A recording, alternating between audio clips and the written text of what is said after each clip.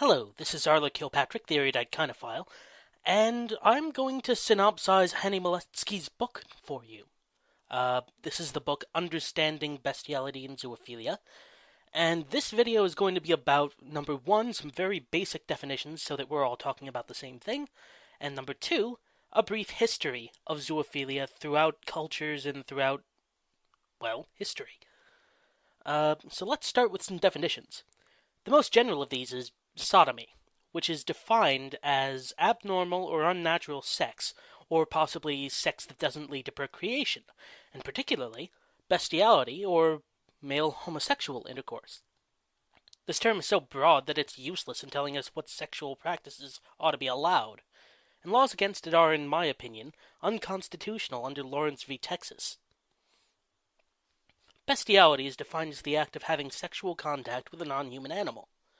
Zoophilia is also often used interchangeably for this, but the actual definition of that is an emotional or sexual attraction to non-human animals. These definitions are also used to describe different groups of people who have sex with non-human animals. A bestialist is defined as someone who has sex with non-human animals for sexual gratification or release, while a zoophile is defined as someone who has an emotional attachment to their animal partner. These terms aren't mutually exclusive, and a third term, zoosexual, encompasses them both as part of a spectrum of sexual attraction with non-human animals. I prefer this term, as it is precise and well understood enough to understand the topic being discussed, and yet open to having various forms depending on the person. There are other definitions for these terms, but these are what is commonly meant when the terms are used, and I'll be assuming these definitions for bestiality and zoophilia throughout the rest of this series. Alright, so now we get into the second chapter of Miss Molesky's book, A Brief History of Zoophilia and Bestiality. More detail on some of these subjects can be found in Midas Decker's Dearest Pet, as well as in Molesky's book itself. Bestiality has been around throughout history and through all cultures. We have found prehistoric cave paintings depicting the act of bestiality, suggesting that the idea, at least, has been around for tens of thousands of years. In the ancient Near East, bestiality was apparently common enough that Hammurabi's code prescribed a death penalty for it. Nonetheless, it was still practiced, notably in spring fertility rites in Babylon. The dogs in this case were cruelly used, until dead, and then their penises cut off and used for further sexual exploits. This practice is awful, of course, but probably its very unusual nature is what has allowed accounts of it to survive for this long. The Hittites, one of the people living in the Holy Land before the Israelites, had species-specific laws regarding bestiality. Sex with dogs or pigs was punishable by death, while having sex with a horse or mule wasn't punished at all. It just had certain consequences for one's standing in society. When the Israelites came in, that distinction was swept away, and a death penalty for bestiality was established, as can be seen in the books of Exodus, Leviticus, and Deuteronomy. Essentially, since the previous peoples of Canaan had allowed these practices and even made them part of religious rituals, the practice was forbidden to make sure the people of those lands remained faithful to Yahweh, whose rituals had no part in this. Sure, they involved animal sacrifice, but they didn't involve sex with the animals, and for some reason that differentiated them from the other cults in the region at the time. In ancient Egypt, the gods were seen as partly animal and partly divine in nature, and bestiality was a natural extension of the relation between the divine and the animal. Lots of people, from pharaohs down to common farmers, had sex with animals dating back as far as 3000 BC. Some of the more exotic accounts record intercourse with baboons, with crocodiles, and with male goats, which were seen as symbols of fertility due to their massive genitalia for their size. Bestiality was also punished in some cases, and very brutally. I won't go into details here, but what was done to these people was awful. The animal wasn't punished for this behavior, oddly and thankfully enough. Ancient Greece was famed for its sexual liberality, and bestiality was no exception. It is a prominent theme in Greek mythology, most notably in the pursuits of the god Zeus for the beautiful maiden Leda in the form of a swan, and in the various half-human, half-animal hybrids, centaurs, satyrs, etc. It was also a fairly common practice in life as well, and was never punished, as it was viewed as solely the business of the people who practiced it. I would say it is also the business of the animal, but that's a discussion for another time. In ancient Rome, attitudes towards bestiality varied over time. Depending on the period, bestialists were either fined, crucified, castrated, or killed in some other horrible way, until the later days of the Roman Empire, in which bestiality was hardly punished at all due to the widespread corruption and lack of oversight in the entire empire. It was sometimes used as a punishment, rape by dogs and horses and other animals, either at the emperor's demand or as part of the gladiatorial games. As the empire declined in power and Christianity became its focus, bestiality became less acceptable, though it was still allegedly practiced by some emperors and empresses, notably Constantine, who made Christianity the official religion of the empire. There was supposedly a nickname for him, Cowfucker, but I don't know how much stock to put into that, as I have only one source for that nickname, and it's not a very reliable one. During the Middle Ages, bestiality was commonplace, and in some cases considered healthy. The church had a problem with it, and then when they rose to power, laws against bestiality appeared and were strictly enforced. Oddly, the same laws were used to persecute people who, for example, had sex with Jewish women, and the punishment for both was death by burning at the stake. And yet, depending on the region, lighter punishments were sometimes recommended. For example, in an early Welsh penitential, a single male would be sentenced with 3 40-day periods of fasting for committing bestiality.